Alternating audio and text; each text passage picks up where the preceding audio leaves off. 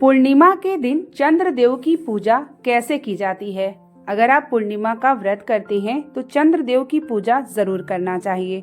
अगर आप व्रत नहीं भी करते हैं तो भी अगर आप चंद्रदेव की पूजा करते हैं तो कृपा जरूर होती है। पूर्णिमा के दिन चंद्रदेव का दर्शन करना, पूजन करना, अर्घ्य देना विशेष रूप से फलदायी होता है। तो वीडियो के अंत तक बने रहिएगा। वीडियो को लाइक और कमेंट में हर हर महादेव का नारा जरूर लगाइएगा। मैं रूही मिश्रा अपने चैनल में आप सभी का स्वागत करती हूँ। यह है पूर्णिमा का चंद्रमा, जो कि मैं स्वयं भी पूर्णिमा का व्रत करती हूँ। जो भी माताएं बहनें, जो भी लोग पूर्णिमा का व्रत करते हैं, उन्हें चंद्रदेव का दर्शन जरूर करना चाहिए। अगर आप व्रत नहीं भी करते हैं तो भी आपको चंद्रदेव की पूजन आराधना जरूर करनी चाहिए। साल की 12 पूर्णिमा पड़ती है।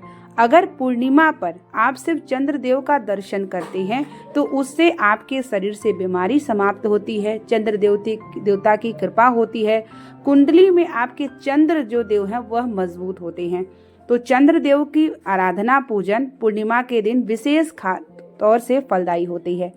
तो अगर आप पूर्णिमा का व्रत करते हैं तो चंद्रदेव की भी पूजा आपको अवश्य करना चाहिए।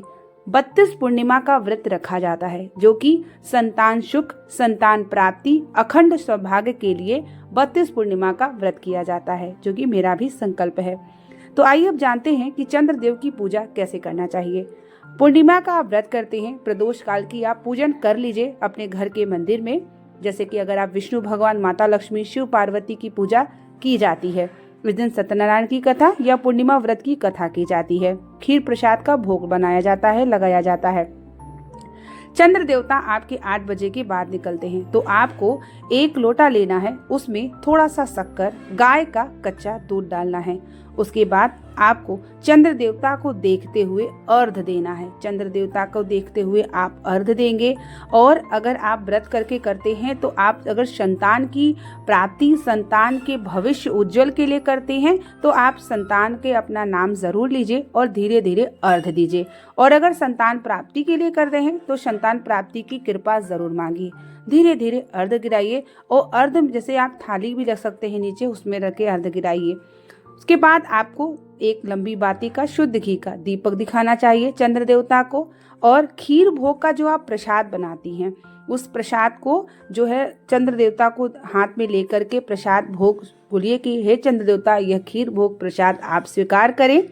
उसके बाद वह भोग आप थोड़ी देर के लिए वहीं रख दीजिए और वहीं पर गोल गोल घूम के 5 बार परिक्रमा कर लीजिए। और चंद्र देवता को प्रणाम करते हुए थोड़ी देर उनको दर्शन करिए, आंखों से उनकी दृष्टि अपनाएं। चंद्रदेव का दर्शन करने से जिस बच्चे का आंख भी कमजोर हो तो कहा जाता है कि रुद्राक्ष लेकर के जो उसकी छेद होती है, उससे अगर आप चंद्र देवता का दर्शन कराते हैं तो आंख में जो है रोशनी तेज होती है। तो चंद्र देवता को आप दर्शन करते हुए पूर्णिमा पे आप जब पूजन कर लेते हैं, खीर भोग प्रसाद लगा लेती हैं, तो चंद्रमा देवता से हृदय की बात जरूर बोलिए थोड़ी देर और प्रार्थना करिए कि हमारे पूर्णिमा व्रत को आप स्वीकार करें। ऐसे कहते हुए जो भी आपने जल गिराया है वो जल वृक्ष में डाल दीजिए।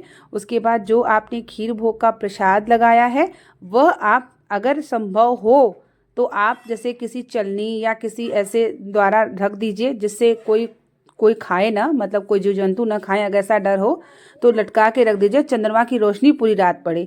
और अगले दिन यही भोग प्रसाद अगर आप सबको देते हैं तो ये अमृत होता है। वैसे तो शरद पूर्णिमा में की जाती है, लेकिन अगर आप हर पूर्णिमा पे संभव हो तो करिए। नहीं है संभव, मान लीजिए आपको ऐसा लगता है कि कुछ गिर जाए, कुछ खा ले जीव जंतु, तो ऐसा है तो आप मंदिर में ले जा करके उसे रख दीजिए मंदिर में अपने।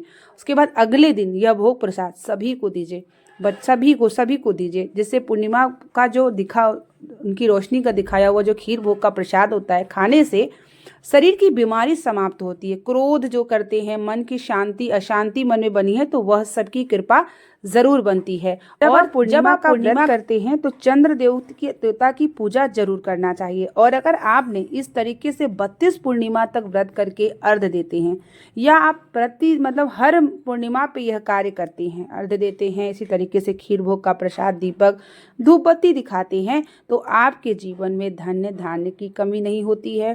साथ ही संतान से जुड़ी समस्याएं जो होती हैं वह भी नहीं होती हैं। आपके घर में बीमारी अगर होगी तो धीरे धीरे समाप्त होगी। खीर भोग का प्रसाद चढ़ाया हुआ और चंद्र देवता का कृपा, क्योंकि पूर्णिमा के दिन जो पूर्णमासी के चंद्रमा देवता का दर्शन मात्र से और व्रत करने से चंद्र देवता को अर्घ देने से उसका फल विशेष फलदायी होता है। स्वयं मैं भी पूर्णिमा का व्रत करती हूँ और जैसा कि मैंने आपको बताया कि पूर्णिमा का व्रत से जुड़ी जानकारी मैंने अपने YouTube चैनल पे शेयर किया है। कम से कम 32 पूर्णिमा का व्रत जरूर रखना चाहिए। तो उम्मीद करेंगे कि वीडियो आपके लिए काफी हेल्पफुल रही होगी। तो बने रहिए मेरे चैनल पे, बहुत सारी पूजा पाठ से जुड़ी जानकारी रहेगी। मिलते हैं एक नई वीडियो के साथ, नई जानकारी के साथ। तब तक के लिए आप सभी को श्री शिवाय नमस्तुभ्यम। हर हर महादेव।